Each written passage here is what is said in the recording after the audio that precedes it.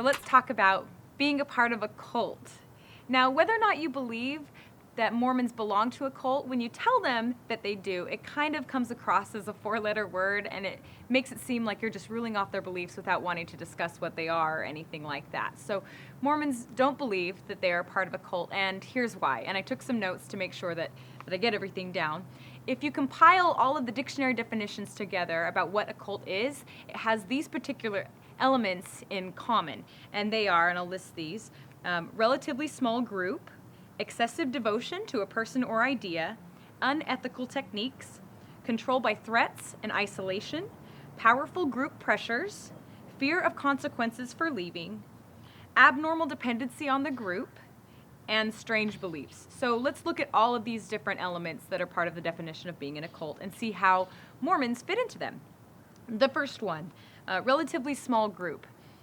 Mormons actually have 14 million members in 132 countries, and in America, there are more Mormons than there are Presbyterians, or even than there are Jews, so it's definitely not a relatively small group. Chances are you probably know a Mormon whether you know it or not. Okay, the next one is excessive devotion to a person or idea.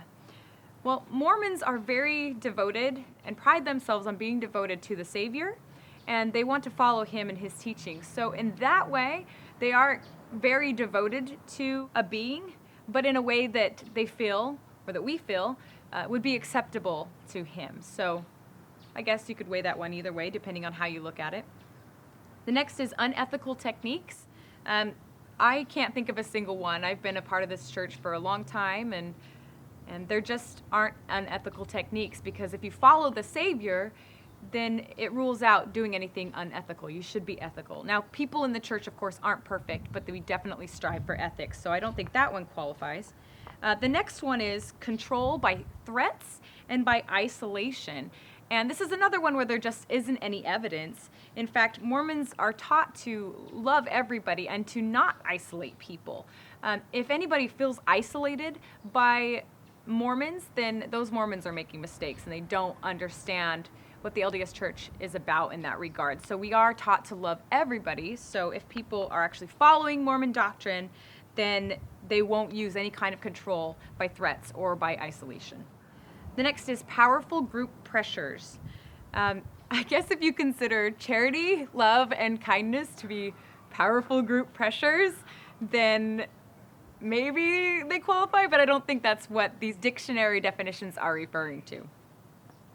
The next is fear of consequences for leaving. And this is an interesting one, because other than the eternal consequences that would follow somebody who leaves the church, when that person is leaving the church, they don't believe in those eternal consequences anyway, so it means nothing to them. And that's really the only consequence that happens when somebody leaves the LDS Church, is that their names are removed from the record books of the church, and that's it. We are still taught to love people who leave the church. We may not agree with everything that they do or say, but we're not supposed to isolate them. We should love them, and there really shouldn't be any fear of consequence for leaving, other than the eternal ones, which that person wouldn't believe in anyway, so ta-da! The next one is abnormal dependency on the group. And the LDS Church actually teaches the opposite.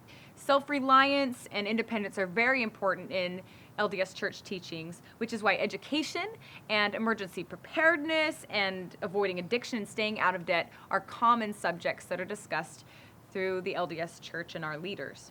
And then the final one is strange beliefs. I guess we're busted there. We do believe in the Book of Mormon. We believe in angels, but we also believe that Moses parted the Red Sea and that Christ walked on water and all of the miracles that happened in the New Testament times. So maybe we're not the only ones on this earth with strange beliefs. And finally, when you think of a member of a cult, you probably don't think of somebody who's down to earth and can function in normal society with no issues. And this is how Mormons tend to live their lives. A lot of people I know, and the most down-to-earth people I know, are members of the LDS Church. And, I mean, come on, if you think about the Mormons you know, do they really seem like somebody who would mindlessly follow a leader off a cliff into boiling hot lava? No.